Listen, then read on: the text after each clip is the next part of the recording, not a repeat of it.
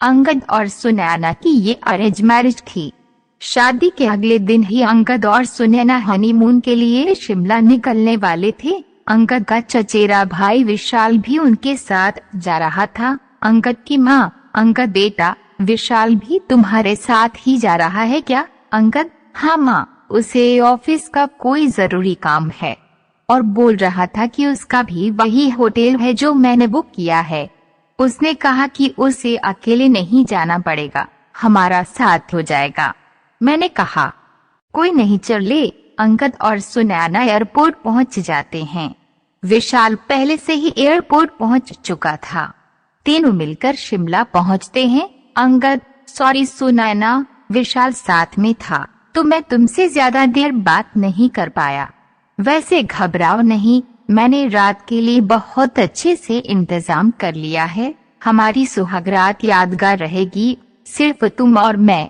वैसे तुम नाराज तो नहीं हो ना? विशाल हमारे साथ आया। सुनैना, नहीं नहीं, मैं आपसे बिल्कुल भी नाराज नहीं हूँ, और वैसे भी अब तो आप और मैं बिल्कुल अकेले हैं, यहाँ देवर जी नहीं हैं। अंगद, एक सेकंड, विशाल का फोन आ रहा है। अंगद, हाँ विशाल, क्या हुआ?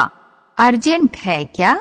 ठीक है, आता हूँ। अंगद, सुनैना, विशाल का अर्जेंट कॉल है, मैं थोड़ी देर में आता हूँ, तब तक तुम चेंज कर लो और थोड़ा फ्रेश हो जाओ। सुनैना, हाँ हाँ, कोई बात नहीं, आप मिलकर आओ, तब तक मैं हम दोनों के लिए खाना ऑर्डर कर देती हूँ। अंगद विशाल से मिलने चला जाता है। काफी देर तक अंगद नहीं लौटता।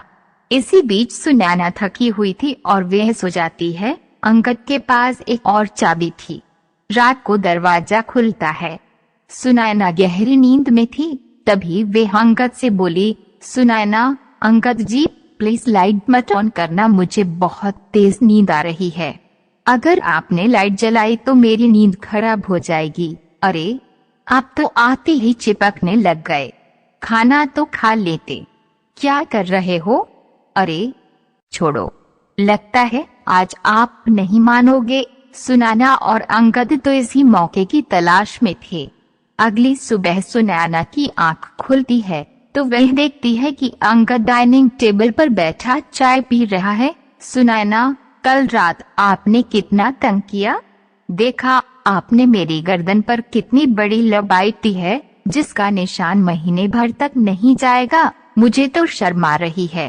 अरे क्या हुआ, मैं तो मजाक कर रही हूँ, आपको मेरा इस तरह से बात करना अच्छा नहीं लगा क्या? अंगद, नहीं नहीं, ऐसी कोई बात नहीं है।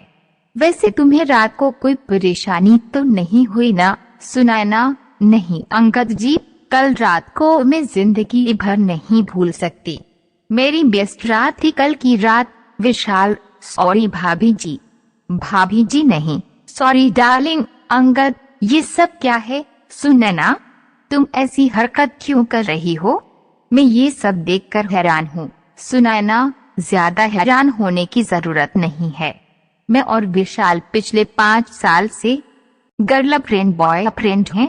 हमने तो ये सब नाटक तुमसे पैसे ऐंठने के लिए किया था।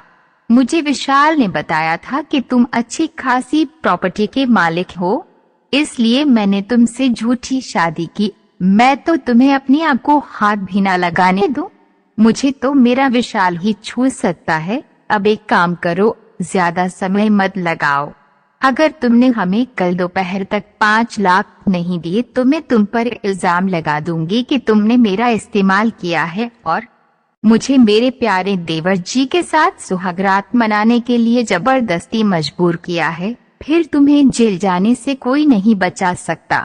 अब हम जैसा कहेंगे तुम्हें वैसा ही करना होगा। जब हमें पैसे की जरूरत होगी तुम्हें हमें पैसे देने होंगे।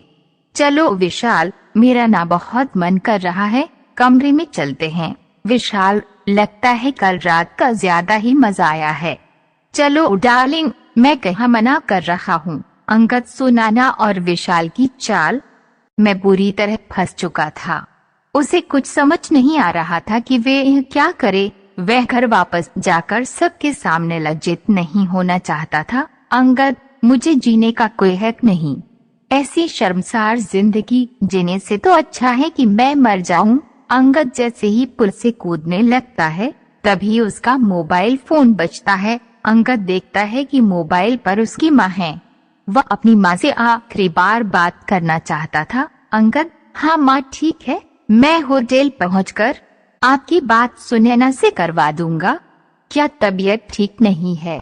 माँ, कितनी बार कहा है कि समय पर दवाई ले लिया करो।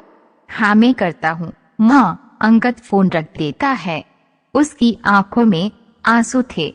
वह अपनी माँ की आवाज सुनकर दुखी हो जाता है। अंगद, मैं क्या करूँ? माँ मेरे बिना अकेली हो जाओगी। मैं ये कदम नहीं उठा सकता, मुझे कुछ समझ में नहीं आ रहा है। माँ, मैं तुम्हें कैसे बताऊं कि मैं कितना परेशान हूँ। अंगद सड़क पर रोता हुआ पैदल ही चला जा रहा था। अचानक वह एक लड़की से टकरा जाता है। लड़की, अंगद तू और यहाँ शिमला में? अंगद, सौम्या, तू? सौम्या, हाँ मैंने तुम्हें बताया था ना, मैं वकील बन गई हूँ। मैं यहाँ प्रैक्टिस के लिए आई हुई हूँ। वैसे तुम्हारा मैसेज पढ़कर मैं शादी में जरूर आती, पर यहाँ छुट्टी नहीं मिल रही थी। सॉरी, मैं शादी में नहीं आ पाई। वैसे, ओह अच्छा, मैं समझ गई, तुम हनीमून पर आए हो, पर तुम्हारी वाइफ कहाँ है? तुम अकेले हो? एक सेकंड, तुम्हारी आंखों में आंसू कैसे? क्या तुम रो रहे थे? अंगद को कुछ समझ नहीं आ रहा था। वह फूट फूट कर रोने लगता है। सौम्या अंगद की बचपन की दोस्त थी। सौम्या के कहने पर अंगद उसे सारी बात बता देता है। सौम्या, अंगद, घबराने की कोई बात नहीं है। तुम बिल्कुल भी नहीं डरोगे और तुम उन्हें कोई पैसे नहीं दोगे। मैं तुम्हारे साथ कुछ गलत नहीं होने दूंगी। तुम कल ही सुनैना के खिलाफ तलाक के लिए अर्जी दे दो, बाकी सब मैं संभाल लूंगी। अंगद, पर सौम्या, विशाल ने भी मेरे साथ गलत किया है। सौम्या, कोई टेंशन नहीं है। दोनों को तुम्हें ब्लैकमेल करने के जुर्म में कड़ी सजा होगी। बस तुम्हें उन दोनों की बातों को इस फोन में रिकॉर्ड करना है। उसके बाद उन्हें सजा से कोई नहीं बचा सकता। अंगद सौम्या के कहे मुताबिक होटल जाता है और विशाल और सुनैना की रिकॉर्डिंग कर लेता है। अंगद, कान खोलकर सुन लो, मैं तुम दोनों को एक फूटी कौड़ी भी नहीं दूंगा। तुम्हें जो करना है कर लो। सुनैना, विशाल, अब क्या करें? ये तो हम दोनों को एक साथ रहने भी नहीं देगा और पैसे भी नहीं देगा। कहो तो इसके खिलाफ पुलिस में झूठी रिपोर्ट कर दो। विशाल, हाँ सुनैना डार्लिंग, ये तो तुम्हें करना ही पड़ेगा, वरना हम पैसों के मोहताज हो जाएंगे।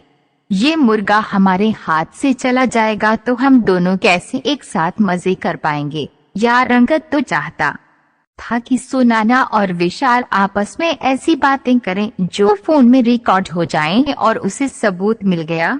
सारे सबूत अब सौम्या के पास थे। उसने पुलिस को भेजकर होटल के कमरे से विशाल और सुनैना को पकड़वा दिया। सुनैना और विशाल को